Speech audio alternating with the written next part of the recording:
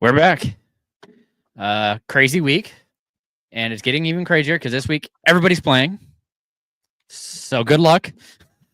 It's very condensed for us here at Important Nonsense. We have today, then roster the people tomorrow, and locked in on Wednesday. So if you're looking for content to listen to while you drive, we got you covered. Listen to, don't watch, please. That would be horrible. Keep your eyes on the road. A lot of deer, at least where I am, going wild. But that in mind, we are here to help you. Week 12 is in the books after tonight. But you have to know, Chargers v. Ravens tonight. It's going to be a fun time. A lot of good fantasy options tonight as well. But we are here to get you set for week 13. Potential streamers, if you have somebody like, I don't know, you're not sure Brock Purdy's going to play. I don't want to throw out Allen, but there's other options out there. So with that in mind, Mike and I are here to help. How's it going, Mike? Good. We got to get through this because we got a game to watch. Our Chargers are playing in a big game. So now we're here. I'm excited. It's last push to the playoffs. So, and you mentioned it, no bye weeks, but start looking ahead to week 14 because there's 6 teams on bye again. So get ahead of it. Now's the time. Don't fight everyone else when they're all fighting for players, and some good teams, if I remember, on bye too. So, I know the big one's the Commanders for me. So that's going to be a brutal one. But yeah, Ravens too, right? I think on bye. I think so. Maybe not. I don't know. But there's a couple good teams in there. Yep. All right. Well, in any case, the other thing you need to realize is that Thursday you have to have your lineup set because you have 3 games going on Thursday. So, and more likely, not a whole lot of people are going to be helping you because it's Thanksgiving here in America. Not here in America. Sorry, but we ruin all of your time when it comes to watching football. And just celebrate Thanksgiving anyways. It's a great holiday and good food. So fine. I'm sure there's a place around you if you're not in the U.S. and they serve a Thanksgiving dinner. You're more than welcome. All right. Well, in any case, into quarterbacks, we're going to help you find a potential streamer. Shouldn't be surprised. My 2 actually remain the same. But Russell Wilson, 38.3% rostered, gets the Bengals. So, unlike last week, when the weather was not ideal for the second half, but they decided to only start to throw in the second half instead of doing it in the first half when there was no snow, made no sense. But gets to play the Bengals. Quarterbacks past 4 weeks, have put up 24 fantasy points with the exception of somebody I don't want to name because it doesn't support my narrative. All right. That's how it's going to work. But there's a lot of potential upside here for Wilson. And of course, going back to our guy, Drake May, just outside this week. I think he's quarterback 15, really upsetting. But over the past 4 weeks, quarterback 12 could be worse. Offers that safe rushing floor. And like I said, he's that 17.2 fantasy points every week is something that you can kind of rely on. This past week, I think he only got to 14.5, but just outside. And I was a little nervous because Dolphins are clearly stepping up their game when it comes to the defense. So those are my 2 picks.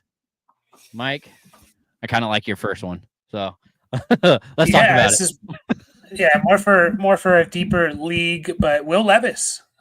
We talked about it last week and mentioned that I think it's not even close that he has the Titans have the best quarterback, schedule for fantasy.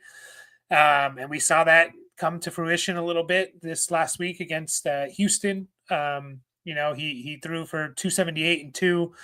And you look at his game log since he's come back from his injury, the last 3 weeks, he's been the QB. What did I put? QB 10 since coming back from the injuries. He's thrown for 175, 295, and 278, 2 touchdowns in 2 of those 3 games. And he's rushing for about 23-ish yards per game. So he's giving you a rushing floor too. So that Titans schedule, I know they get the Jags this coming week. They get the Jags twice, actually. So once it's Commanders this week and then Jags. And then they get the Jags again in the fantasy championship, but also Bengals and Bengals and Colts. They are the Titans. Just a really good schedule there for quarterbacks. So I could see it kind of keeping up. And, Will Levis has always had that arm talent. That's not the concern. I don't think. It's the other stuff. The memeable stuff that we get. But if he can, he still kind of has those every now and then. But if he can get that arm talent going, and yeah, I like Will Levis, especially in those deeper leagues. Derek Carr, was on a bye, QB 10 the last couple of weeks. Basically, he's thrown for 250 and 2. He gets the Rams and Giants the next 2 weeks. So, good matchups. Not terrible, not great. They're kind of right in the middle ish. Maybe the Giants are a little bit better. Again, if you're preparing, that's who he gets in 2 weeks. So if you're preparing for that heavy bye week, I don't mind Derek Carr. And then Trevor Lawrence, if he does come back from the injury, might be someone. He was playing well, decently well before his injury for the last, he always goes on those stretches, 4 or 5 week stretches where he's pretty good. And he was kind of in that before getting hurt. You just look at his game log, 372, 230 and 2, 201, 302. So yeah, I don't mind Lawrence as well if, he is going to be back. We just don't know if that is the case. So yeah, they said they were going to test him out and see, but I'm kind of skeptical because of what the injury is, being a shoulder. Usually something I get nervous on. And at this point, I don't really see a point in them trying to rush him back. They're not going to be playoff bound, but getting the reps in after it's healed could be a good move. So I really like Levis. Again, it's been surprising, but brought it up. Same reason I thought if DeVito could do something, the opportunity was there. The schedule looks so great for Levis and Giants quarterback to be named later, but it just hasn't happened for the Giants, and Levis has actually been taking a little bit of a step up and looks pretty solid. So, Steve, you got anybody you want to drop in? I got 2. Don't boo me. All right. Hear me out on this. So of course I have to throw out 51% rostered Caleb Williams. I have to do it. I'm contractually obligated. 4 of his 5 games this season, when he's averaged over 7 yards per attempt, he's finished as a top 14 QB. The only time that he finished outside of that range was against the Packers because he had no passing touchdowns. The 2 games since the OC switch, 7.5 yards per attempt and 7.2 yards per attempt. He's throwing the ball better. He's moving better. The whole offense looks like a completely different unit since they made that switch. And again, please don't throw your tomatoes. Just hear me out on this. If you're desperate, Cooper Rush, 4.2% rostered right now. Currently the QB 9 on the week. Rest of the season, they of course have Giants on Thanksgiving, but then Cincinnati, Carolina, Tampa Bay, Philly, and week 18, if you play that, Washington. It is a spectacular schedule for them, and he hasn't been terrible in the past or this season. So he's probably not going to win you any weeks, but he won't lose them for you if that's kind of what you're looking for. Yeah. Not bad. We got a good QB one here. So he's got Geno Smith, and Geno Smith's been disappointing. Shocker. Should I keep Geno Smith or pick up Stafford, Darnold, Carr off waivers? Good question. Let's see. I'm trying to think of my gut reaction to Stafford. I don't know. He plays the Saints. I'm looking at playoffs as well. Not great. Darnold plays Cardinals. And I guess Saints play Rams. Since that would be the other half of the game. Yeah. Stafford. Oh yeah, Stafford's terrible. Saints, Buffalo, San Francisco, Jets, Arizona. That's not great. That's less than ideal. Yeah, I mean maybe the Darnold Jets has been all right. He's a top 10 QB right now. Arizona this week, but then Atlanta, Chicago again, Seattle, Green Bay, Detroit. And then Carr has Rams, Giants, Commanders, Packers, Raiders, Bucks. If you're going purely on schedule, it's probably Derek Carr. Yeah. I will say, if you can, I don't know if you have a second quarterback, if you can roster a second one. I still have hope for Geno just because they're throwing the ball so much. He's leading the league in pass attempts, completions, and yards. And Stafford went through this last year where he just could not throw multiple touchdowns, and then he went on a tear the last like 6 weeks of the season and was awesome. I wouldn't be surprised if like Gino does that, if like it just clicks and he does throw those a multiple. And, so if you can hold 2, I would. And yeah, off schedule, it's Carr. Eileen Stafford is just like the guy who I think is the best quarterback. So yeah, but best real life quarterback. Yes. But the matchups just kind of suck for him. Yeah. So short term, though, I think we're going to go with That's Carr for interesting. sure. His other QB is Richardson. I'd probably drop Richardson for one of those guys. Correct. It's probably time. Colts. Probably time. Colts have Lions. Oh, they just played. So Just Patriots bye, Broncos, Titans, Giants, Jags. Yeah, there's no game where I'm starting Anthony Richardson in that final stretch over any of those guys. Except for maybe the Jags, but yeah, week 18. yeah. Oh, okay. He's going to play all backups. It's going to be golden. Yeah.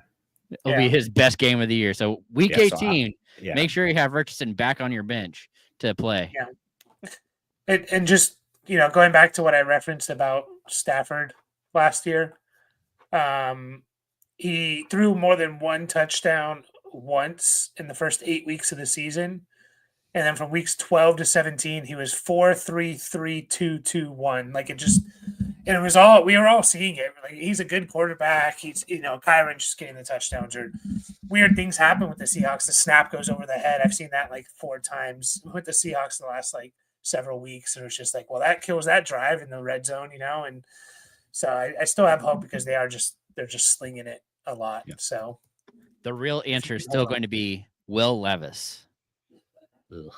Yeah. Best quarterback, rest of the season schedule. I know it's stupid. I know it's crazy, but he's got the tangy zip.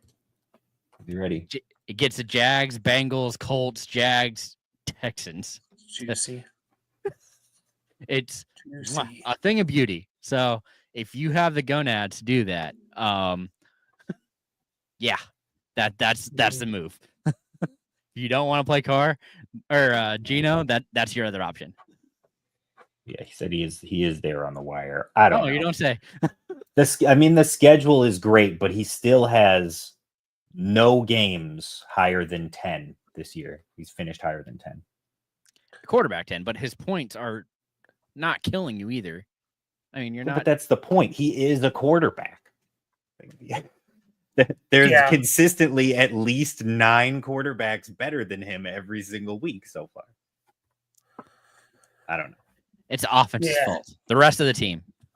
He only has really to throw. They haven't stayed healthy. They got rid of Hopkins. I get it. Pollard's too good, stealing touchdowns. Yeah. Mm-hmm. Ridley's been up and down. I get it. So, all right, moving on. I don't want to derail it. All right. And the running backs. Again, same one that I keep talking about. Tyler Algier, must roster, 39.5%. Wow, my brain. For anybody who manages Bijan, you got to have him. It's just such a vital piece. They continue to use him, keep him fresh, keep him in the game.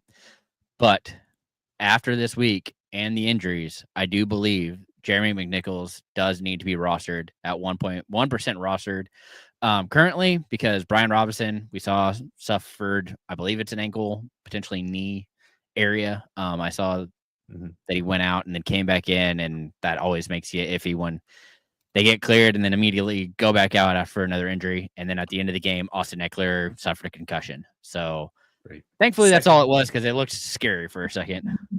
It is the second of the year too. So yeah. And that's the other big part of it. So he's definitely going to be out this week, if not the next 2 weeks. And we've seen him be somebody that I complain about on Wednesday and on Thursday because he's vulturing touchdown. I don't like it, but he's there. He's very comfortable in the system, and they seem to trust him enough to throw him out there, even when everybody else is healthy. So those are my 2. Mike? Yeah, definitely like those, especially McNichols if you need to start this week. So, and we haven't got word on the severity of Brian Robinson's drive. It didn't look good, though. Yeah, it looked good. Well, never does. It wasn't ankle, by the way. Yeah. Amir Abdullah came through this week. If you started him, I was a little bit hesitant. Just, is his role actually going to change? And it did kind of. I mean, he was out there 90% of the snaps, which is crazy. You wouldn't really expect that because he did only get 8 carries. But he also caught 5 passes. It's a short week for the Raiders. They play on the Black Friday game, so there's a good chance that Zamir White and Madison miss again. But they play the Chiefs, so that's not a great matchup. You have to be pretty desperate to start Abdullah this week with no buys, but I could, a guy that's going to be out there 90%, he can catch the ball. So maybe he gives you a safe little PPR floor if he's going to catch 4 or 5 passes from probably Ritter, right? So, and I don't expect much on the ground, right? You're literally starting him in PPR leagues for his catching ability, and if he happens to get in the end zone, like great. But yeah, just kind of monitor those injuries from Zamir White and Madison. And then, think Bigsby, we keep talking about, he's kind of one of the few guys that's on the waiver wire that can kind of take over the job without an injury. I don't really expect it to happen. It's probably going to be more of a split, but just don't know what's going on in Jacksonville. They might want to see what they have. Make sure if he needs to, he could handle a full workload and be the guy for which he, kind of hasn't been able to yet. Continually getting beat up this year, it seems like. So it'll be interesting to see if they give him that full workload with their season theoretically being done. Mm-hmm. Yeah, for sure. And then Antonio Gibson, it was weird. Like they seemed to start moving towards him a little bit more in that second half. I don't know if it was just because how the game was going, or in that game going with the hot hand, even though it wasn't necessarily like, I think he led them in rushing, but it was 31 yards and stuff. But that's another guy that has the possibility, besides all the handcuffs we keep pushing, like that could maybe take over or see an expanded role without an injury. So, but again, handcuff you guys. And it's good that we're not getting a lot of waiver wire running back stuff because, again, they're staying healthy. So, but yeah, it's guys like Trey Benson, Braylon Allen, maybe Gus Edwards you can throw in there, guys like Justice that Hill. To kind of protect yourself. Justice Hill. Yeah. Yeah. The other go-to for me, I just really enjoy, especially if we get any kind of return yards, Justice Hill. Mm-hmm. Well, yeah. It's the state of running back, really, in the league. But Justice Hill right now, as a backup to Derrick Henry, basically not seeing the field very much outside of he got 7 targets for really no apparent reason in their last game. Is currently the RB 35 on the season in PPR from barely playing, barely putting up points. That's how bad running back has been this year. So that's or how good. Yes, or how good he's been in limited opportunity. Yeah, there you go. That's the way to look at it. Spin that. Well, you're having players that are either underperforming or in horrible splits, and then Hill's just somehow pushing himself up the ladder because he can, because the Ravens are good. Okay, so right now, Zach Moss is still the RB 37. He hasn't played since week 8. That's just where we are right now. Yeah, it's never going to be as deep, right? Right. Just because there's usually one running back per team, kind of. But it's definitely been better than the top guys have been better than receivers, that's for sure. But yeah, it's still. Roschon Johnson's another one we should probably bring up and touch on for a second. He's goal line guy. Yeah, I'm sure. Steve was going to talk about that. Sorry, Steve. You're good. That was mine. Mike has mentioned him a couple of times in the past few weeks too. But yes, his whole role is literally vulture. The last 2 games he had, he's been out there about 35 to 40% of the snaps consistently. But the last 2 games he fell in at the goal line and scored a touchdown and got you a 10. So he's RB 21 last week, RB 23 currently for week 12, just because he fell in the end zone. So. That is what it is. Yeah. I don't see any running back questions other than this one. When Pacheco comes back, worth keeping him when you have Swift, Chase Brown, Walker, or drop one of them. Typically, when we get a question like this, the answer is always, you're giving me the wrong list of people to drop. Yeah. You're holding on to a wide receiver or a second tight end or a second defense that you really don't need to be. Kicker, quarterback. Right. Once you're through the bye weeks, you don't need more than one QB. You don't need more than one tight end. You don't need more than one defense, basically ever. I find it hard to believe that Swift, Chase Brown, or Walker would be the worst person on your roster when Pacheco. I don't want to drop any of those guys at all. Right.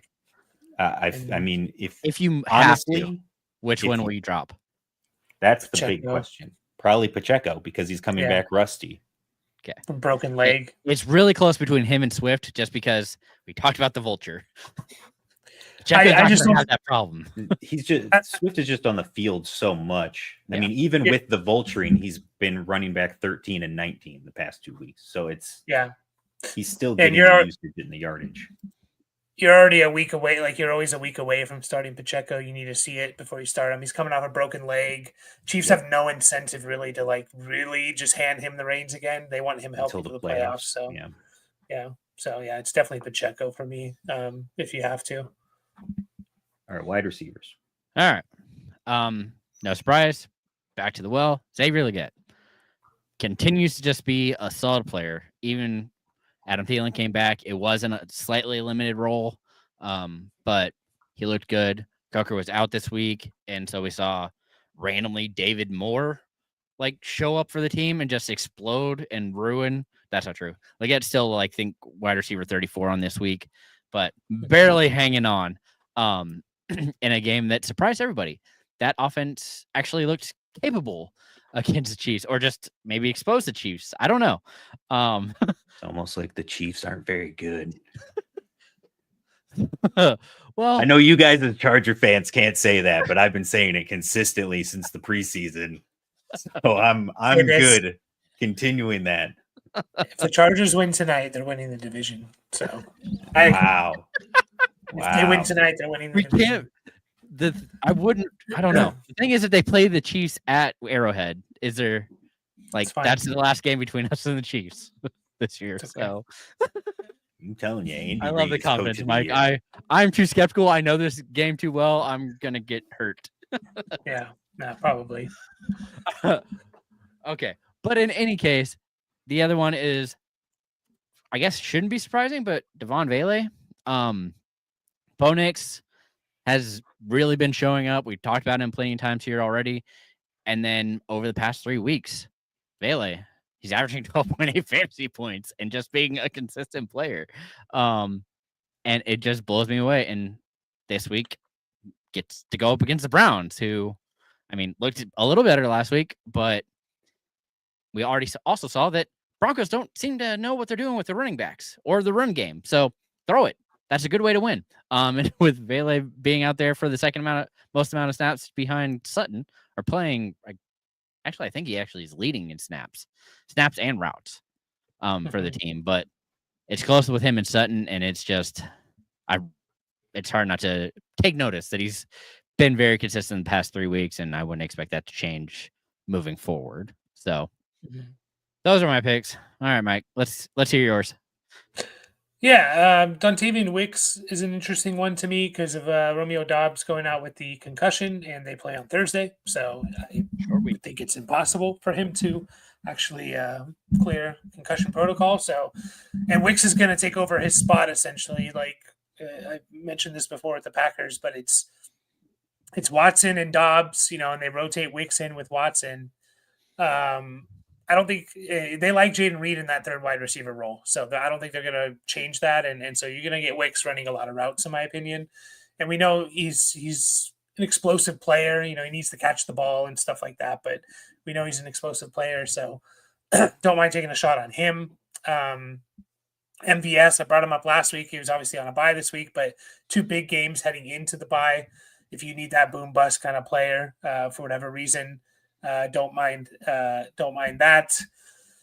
Noah Brown, 10 targets. Revenge game for him, right? Noah Brown, but he's putting up decent numbers every now and then. Yeah, he runs a lot of routes. He's what we think is a good offense. They have been, maybe it's been tough for them recently, but You just look at 4 of his last 5 games, 6, 6, 7. Well, his last 5 games, 6, 6, 7, 4, and 10 targets. So you could definitely do worse. And he can be kind of a big play type of guy too.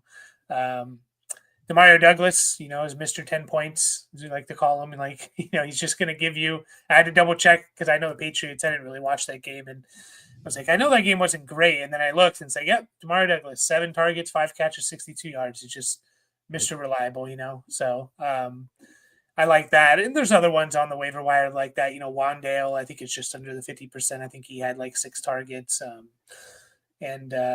think there's some good options.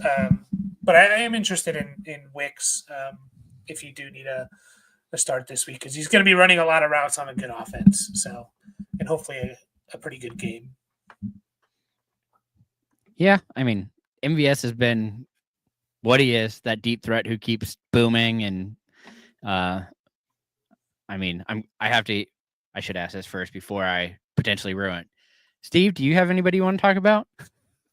The only one that I was going to mention was brought up by somebody. Who was it? Glitchy. Nick Westbrook Akine. Okay. That's why I didn't want to ruin it because that's exactly who I was thinking of. Okay, yeah. He's the exact type of player that I hate to roster. Under 10% rostered. Exactly. Just like it is touchdown or bust. It's Christian Watson, but on the Titans. It's basically what you're looking at. It's Jaden Reed, but on the Titans, and with less targets. I don't know about that. 5 of his past 6 games, he's scored a touchdown, which has made him more fantasy relevant. But again, it's just the state of things we are in right now. Even with just the 1 touchdown reception, 2 catches for 48 yards has him as a top 20 wide receiver right now for the week.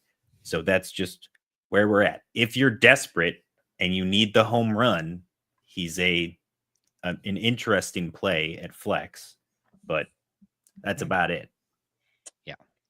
It's actually 6 of the last 7 he's had a touchdown. So he's touchdown or bust is usually something you want to play with when you play either tight end or running back. It's very rare to go for those guys as a wide receiver. It's another one that I'm good with in no point PPR. Yeah, for sure. Where, you're not losing on the receptions anyway. You're just getting yards and touchdowns. Then those players become more valuable. But in full PPR, I'm less interested in it. Yeah, because, I'm pretty sure his stat line this week was 2 for 48 and a touchdown. Correct. Okay. It's just, that's where you're getting, but the touchdown is what helps you. Right. It's going to be the big play, which he had 1. I think it was 1 for 31, and then he had the second one for 17 or 7, something like that. And so it's just like you're saying 3 or 4 targets, and one of them has to be a long touchdown for you to pay off with Akine. So I will say, you look at his last 4 games, 2 of them you would have been okay without the touchdown. So it's not like, Demarcus Robinson was like this last year, right? And I think he was even a little bit more like literal touchdown or bust, but was scoring touchdowns. He was if I remember correctly, he was exactly like this last year. Yeah, maybe actually, he had a couple games of more catches, but yeah, there was a couple games in there. But yeah, it's touchdown or bust on the Titans wide receiver is tough. But we just talked about how good the schedule is. I know. You're right. Yeah, you're right. Yeah. Yep. All right. Well, we brought it up. Wanted to make sure we touched on it because I had to. And into tight end because why not?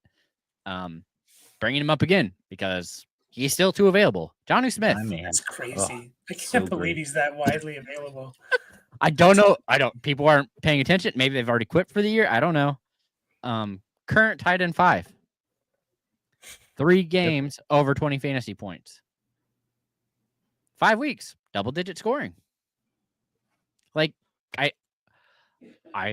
This offense, they literally talked about just wanting to dink and dunk, and Johnny Smith has made them very capable of doing so. Very successful at it. Seems to be a great safety blanket for Tua. I don't see him going away. They're having too much success with him out on the field. Part of the reason why they're dinking and dunking is to protect Tua. Mhm. They Tua can't Get it really out get quick. hit. Yeah. Yeah, so maybe they change that if they earn more in the playoffs or a must-win scenario, but like they're probably not going to change that anytime soon. So yeah, it's insane. I can't believe you. When I saw that he was less than 35%, I was like, what is going on? Like People I thought aren't he paying was- attention, man. I don't know.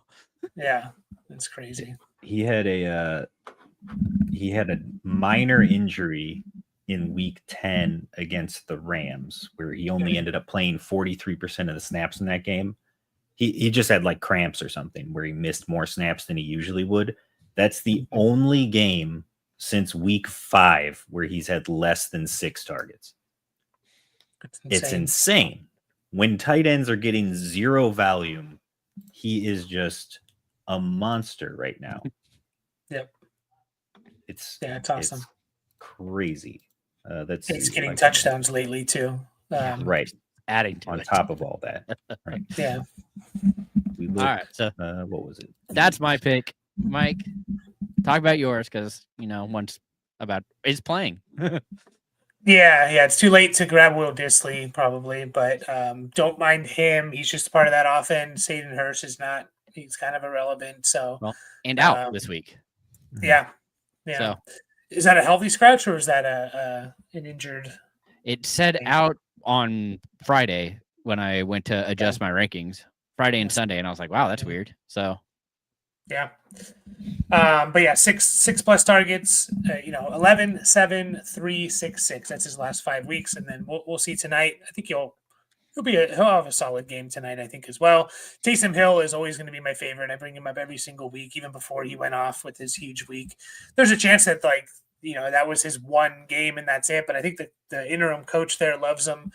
Hopefully they just use him more because their offense seems to be better. And again, I keep saying it, if you've built your team where you can survive a 2-point week from your tight end because you have a lot of other stud players, kind of how you should build your team all the way going back to the draft and stuff.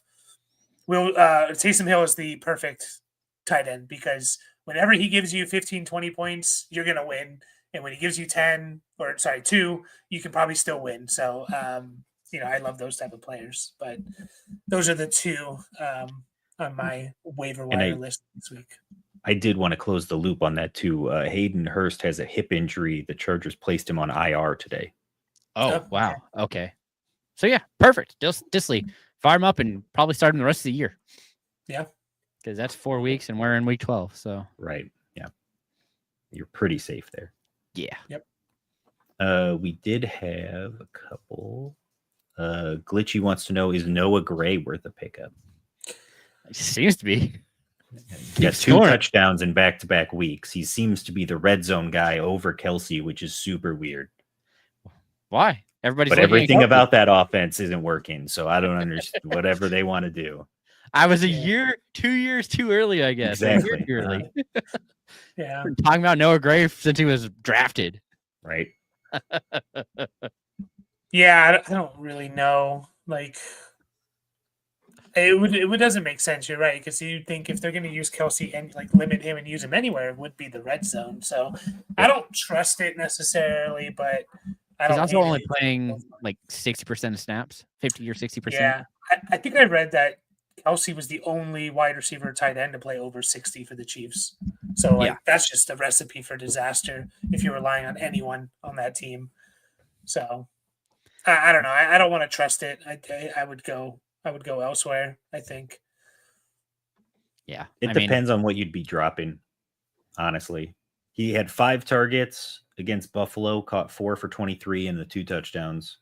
And he had 4 against Carolina, caught all of them for 66 yards and 2 touchdowns. So it really just depends on what it is you're dropping, what your roster space looks like. And then he had this one as well. Is it worth dropping Cade Otton or should I keep him? We had talked about Cade Otton before and how he was going to feast until Mike Evans came back. Mike Evans is back. And in his first game back, Cade Otton has 3 targets, 1 catch for 30 yards. Yeah. And that was the fear. That was our fear for sure. Because it's like, if if he's not eating Evans targets, that's not going to happen. Right. But now it's like White and Irving are both getting targeted, so Otten's not really needed in that short area. The schedule is so good for tight ends the rest of the way that I would be skeptical about dropping him at this point. Yeah, I'm going to keep him. One thing, Giants are second against tight ends this year. Right. I think it's Isaiah Simmons, who's a pretty athletic, safety linebacker hybrid. He kind of takes that role. So I think maybe it was more of that than just like K-Dot not being, no longer a part of the game plan. Because, we were talking about K-Dot back when Evans and right. And Godwin were still there. Yeah. Yeah. So you just look at the kind of the beginning of the year for him. You have 8, 9, 4, 6 targets. I think it was the Baltimore game they got hurt. So that was leading up to the Baltimore game. So I'm still fine with that. And he's going to run a bunch of routes. And then the rest of the way, too. You got Carolina, Vegas. You don't love the Chargers matchup in week 15, but then Dallas and Carolina to finish the year. I mean, it's all juicy matchups outside of the one. Unless you have some other better option, I'm probably sticking with Otten. Yep. And just because he was the one that asked the question twice, if your quote unquote better option is Noah Gray, I'm good sticking with K-Dot. Yeah, for sure. Yeah, probably. It's definitely going to be more consistent just because Otten is on the field like 80% of the time. Right. So one of the benefits is being available on your team on the field. So yep. Okay. Out of tight end, wrap it up with defense here. Not a good week to stream a defense, unfortunately. Best I could find is the Cowboys. 24.7% rostered. They get to face off against the Giants, and I almost said Danny DeVito again. Tommy DeVito. But the Bucs just put up 10 fantasy points against this team, and the Cowboys, surprisingly, somehow put up 22 fantasy points against the Commanders. So I think double digit seems like a plus here. Seems very capable of doing. So yeah, it is tough. It's tough for defenses this week. Maybe Chargers versus the Falcons. If people drop the Chargers, going up against the Ravens this week, I don't mind that. I actually don't mind, and I think they're slightly over 50%, both the Chargers and the Bears. They're playing the Lions, but the Lions might be without Amon-Ra, St. Brown, Taylor Decker, who's their left tackle, and David Montgomery. Like, they're really beat up on a short week. Like, I think that could just kind of be a little bit of a slugfest there. And, like, I don't like the Lions when their left tackle, their star receiver, and their one of their stud running backs is out. Like on top of even Khalif Raymond, who's that would be one of the guys that would come in and fill in for Amon-Ra. He's out too. So I think the Bears actually could be a good play, and I think a lot of people are going to potentially drop them, seeing the Lions on the schedule. It's a risk, but they're a good defense going up against a team that's beat up on a short week. All right. You guys already know my rule. I know. Is it still stand, though? Anyone against the Titans. I'm good with anyone against the Titans. And this week, Washington wins that game. And they are under 50% rostered currently. So I will fire up the Commanders and feel A-okay about it. Yeah. I know. Yeah. I just wasn't sure if that one still was in play, Still good with it. Levis continues to turn it over somehow, whether it's a fumble or sure. For sure. Again, they won that game. They looked better. The Texans are currently the number 3 DST on the week. Anyone against the Titans? Yeah. Anybody at all? All right. Well, we did what we could to help you. Good luck. Let's go enjoy this game. Have a good Thanksgiving, and Neil and I will be back tomorrow to answer any questions you might have, and then the guys will be here on Wednesday to help you get your bets in ahead of Thanksgiving. Try and make some money that day. So that in mind, good luck. Enjoy the game tonight, and remember, as always, to keep up the nonsense.